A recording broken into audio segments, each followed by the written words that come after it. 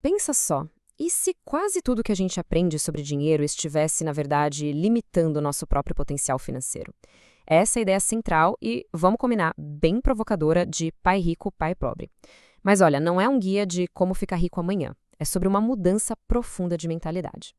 A história toda gira em torno do autor, o Robert Kiyosaki, e dos dois pais que formaram a visão dele sobre finanças. O pai dele de verdade, que ele chama de pai pobre, e o pai do melhor amigo dele, o pai rico. São dois homens com duas filosofias de vida totalmente opostas.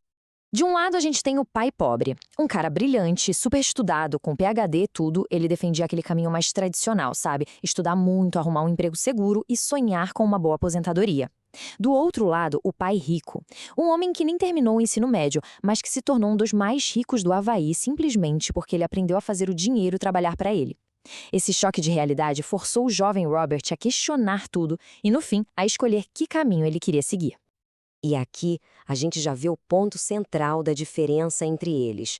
O pai pobre, com aquela cabeça de funcionário, via a educação como um passaporte para a segurança, para um bom emprego. Já o pai rico via a educação como uma ferramenta para criar oportunidades, para ser dono do próprio nariz. Resumindo, um queria subir na escada da empresa, o outro queria ser o dono da escada. Essa diferença ia ainda mais fundo, chegava na própria relação deles com o dinheiro. Para o pai pobre, dinheiro era um assunto delicado, quase um tabu.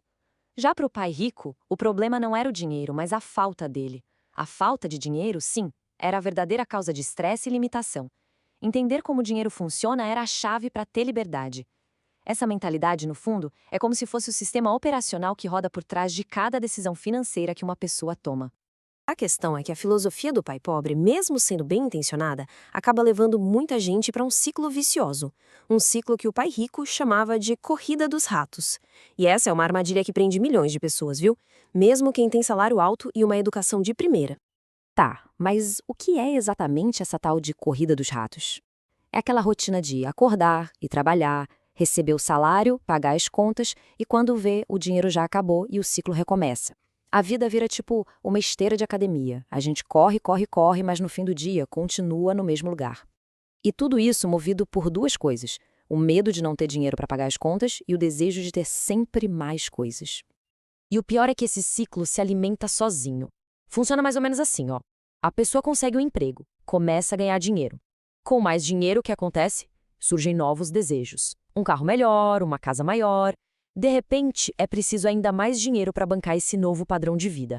E aí tem que trabalhar mais, correr atrás de promoção, fazer hora extra, tudo para pagar as contas que aumentaram. É um loop que parece não ter fim. Então, como é que se sai disso? Vamos para a primeira grande lição que o pai rico ensinou para o Robert quando ele tinha só 9 anos de idade. E olha, começou de um jeito que ninguém esperava, trabalhando de graça. O pai rico ofereceu para o Robert e para o amigo dele, o Mike, um trabalho numa das suas lojinhas. O pagamento, míseros 10 centavos por hora. A intenção, claro, não era explorar os meninos. Era uma provocação, uma lição. Ele queria que eles sentissem na pele que trocar tempo por uma mixaria não era o caminho para a riqueza. Como era de se esperar, não demorou muito para a frustração bater. Depois de semanas limpando prateleiras para algumas moedas, o Robert estava pronto para chutar o balde. Ele se sentiu usado, enganado e foi tirar a satisfação com o pai rico. Só que esse confronto era exatamente o que o pai rico estava esperando.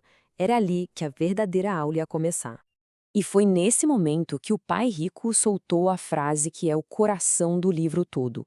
Ele disse: "Os pobres e a classe média trabalham pelo dinheiro. Os ricos fazem o dinheiro trabalhar para eles." A maioria das pessoas passa a vida inteira correndo atrás de um contra-cheque. Os ricos, por outro lado, focam em construir sistemas, em adquirir coisas que geram dinheiro para eles, não importa se eles estão trabalhando ou de férias. A reação do Robert, e provavelmente a de qualquer um ouvindo isso, foi a mais óbvia possível. Ok, entendi. Se trabalhar por dinheiro não é a solução, então qual é? É a grande pergunta, né? Como sair da corrida dos ratos? A resposta do pai rico foi simples, mas ao mesmo tempo genial. A solução não está num salário maior, está na nossa mente. A ferramenta mais poderosa para construir riqueza é o cérebro. É a capacidade de enxergar oportunidades que a maioria das pessoas não vê. A lição era essa: pare de pensar como um empregado e comece a pensar como um dono. Para forçar essa mudança de pensamento, o pai rico foi ainda mais radical. Ele cortou o salário dos meninos de vez. Agora, eles teriam que trabalhar de graça. O objetivo era treinar os olhos e a mente deles para enxergar valor nas coisas, e não apenas um pagamento no fim de semana. E não é que funcionou. Sem a distração de ficar esperando aqueles 10 centavos, a cabeça do Robert começou a trabalhar de um jeito diferente. Foi aí que ele notou uma coisa que sempre esteve bem na frente dele, mas que ele nunca tinha reparado. A gerente da loja jogando fora pilhas e pilhas de gibis velhos. Para ela era lixo. Para o Robert, aquilo foi a faísca de uma grande ideia. E a simplicidade do negócio que eles criaram é fantástica. Eles pegaram um recurso que era de graça, os gibis descartados, criaram um serviço que era uma biblioteca no porão de casa e até contrataram a irmã do Mike para ser a bibliotecária. Eles cobravam 10 centavos de cada criança para entrar e ler quantos gibis quisessem. O negócio dava lucro mesmo quando eles não estavam lá.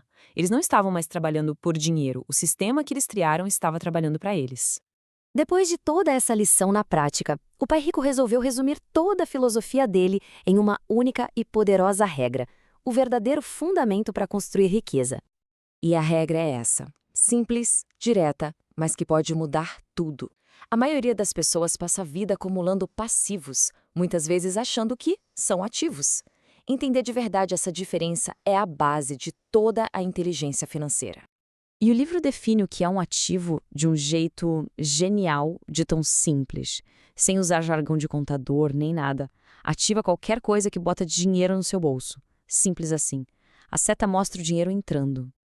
E aqui está a comparação que acaba com qualquer dúvida. Ativo põe dinheiro no bolso, passivo tira dinheiro do bolso. Os ricos se concentram em adquirir ativos. A classe média e os pobres muitas vezes acabam gastando dinheiro com passivos, financiamentos, dívidas de cartão de crédito, coisas que eles acham que são símbolos de status, mas que, na verdade, só tiram dinheiro da conta.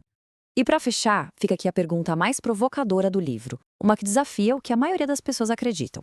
Usando essa definição de que ativo põe dinheiro no bolso e passivo tira, a casa onde se mora, com seus impostos, manutenção, financiamento, ela está colocando dinheiro no bolso todo mês ou está tirando? Refletir sobre isso é o primeiro grande passo para começar a aplicar a mentalidade do pai rico na própria vida.